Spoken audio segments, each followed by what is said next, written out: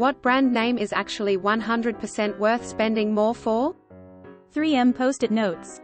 Making an adhesive strong enough to stop the notes curling up at the edge and falling off, but weak enough that you can remove and replace them at will, seems to be outside the skill set of every other company. When my daughter was a baby, I put a 3M Post-it note on our door that said, "Please don't ring doorbell." It lasted 6 years stuck to our front door in Alberta without ever falling off. I finally took it down last year when my younger son stopped napping. Bra. I never had one fit me properly until I was fitted at Nordstrom and then handed a $60 bra with a size I didn't know was even made, and it fit like a glove and was comfortable, and it made my boobs look good. Edit. Thank you to Dimpletown for suggesting I edit this comment to add the brand, which is Notori. They make my 30DD, over-the-shoulder boulder holder. Also, all the silly and ridiculous individuals who comment about pics for proof, please reference the first two adjectives in this sentence. Acme brand dynamite. Any paints, house paint, car, boat, trains and planes. Usually the higher the cost, the better the paint. Love Sherwin-Williams, Emerald Products is house paint. Used to sell paint, and I can confirm, always buy the premium brands unless you want to spend all day painting the same walls 20 times. Customers always bought the cheapest paint we had and complained that they needed 5 to 10 coats to cover a wall. Ticonderoga Pencils greater than. I'll write a whole 10-page essay by hand with one of those babies. My engineering teacher did an entire lesson on why they are the best pencils ever made. Crayola. Rose art crayons have haunted me since I was a child. Till the day I pass. Rose art crayons are like trying to color with a candle. As a lefty, Zebra F402 pens. Fine point, no smear, no pressing hard to get a clean line. Since I discovered them, I can't go back to other ballpoint pens. As another lefty, Uni Jetstream pens are the same. They dry instantly, so no smearing, and they don't skip at all. Herman Miller. My chair from them saved my back over quarantine. Faber-Castell. Faber-Castell colored pencils are some of the best out there. Stanley stainless steel vacuum thermos bottles. I have one that holds a 12-cup pot of coffee that I bought at a neighbor's estate sale 30 years ago, and it was probably 20 years old then. It still works exactly as promised. I did have trouble cleaning the coffee crud out of the bottom of it until I saw a Heloise hint on this. Fill it about 1/3 full of hot tap water and drop in about 4 denture cleaning tablets and let it sit overnight. You wouldn't believe how clean it is after that treatment. Wow, I had no idea this would take offline this. Thank you. I thought you want to have a look at my old Stanley. Stanley vacuum bottle, thermos, link. My dad had an ancient one of these. He carried coffee to his office every day because he didn't like the stuff they had in the break room. When he passed, my sister's husbands had a bit of a fight over who got it. I don't recall for certain who won, but I think my younger sister may have claimed it for herself, as she's the only coffee drinker between the 3 of us sisters. But I know my dad had that for decades *. It was battered a bit on the outside but still did the job. Meal vacuums. KitchenAid stand mixer. I've had mine for over 10 years now, use it at least once a week and takes a beating during Christmas time, and it still works like a charm. If you ever blow a gear out kneading a tough dough, you can replace them pretty easily as well. That's what someone told me when I first got it. They said they had theirs for close to 20 years and had to change that part once. Fiskars stuff. Axes, shovels, hammers, but also scissors. Dawn dishwashing liquid. I haven't found anything else that works as well. I always pay the little extra for a Bic lighter over the cheap transparent ones. They rarely break and they're more ergonomic. They also last forever. I've maybe managed to keep one long enough for it to become empty once or twice. I'm a frugal bastard, but I swear by Dawn dish soap.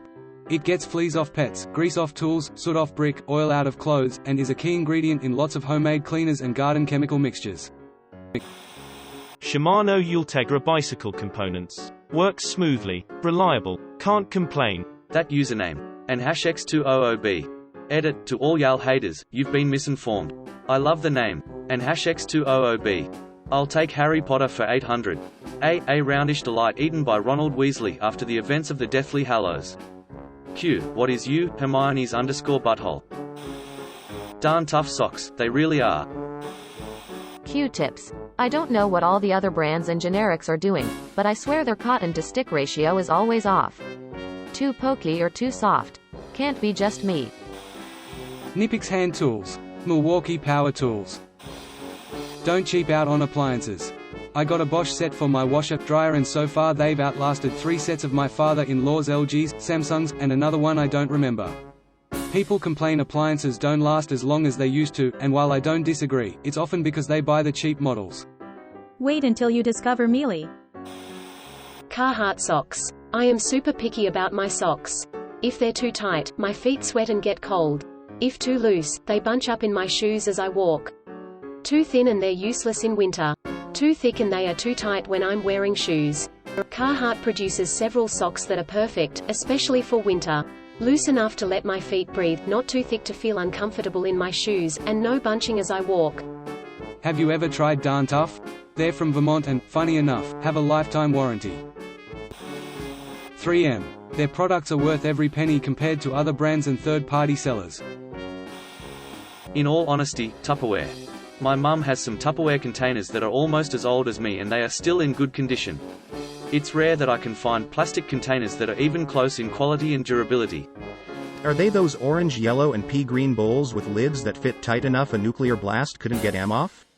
And #X200B. Also, everyone has the yellow pasta strainer. Pilot G2 pens. Agree. My dad actually orders his with 8.38 tip. He loves the flow, doesn't smudge as much. According to my wife, feminine products that aren't name brand either don't function well or are extremely uncomfortable.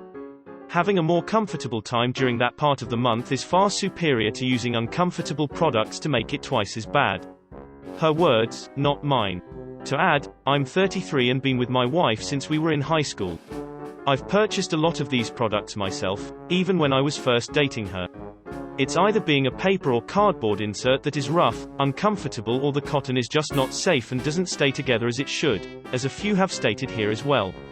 This is mostly from store or off-brands at Fred Meyer, Kroger, as that's where we've always shopped, or the occasional Safeway trip. We don't have any Walmart or Costco's near us, so we have no idea how their brands are. Also, safety. Apologies for the TMI here, but a few years ago I used some cheaper tampons and didn't realize they were leaving bits of the fluff behind until towards the end of my period.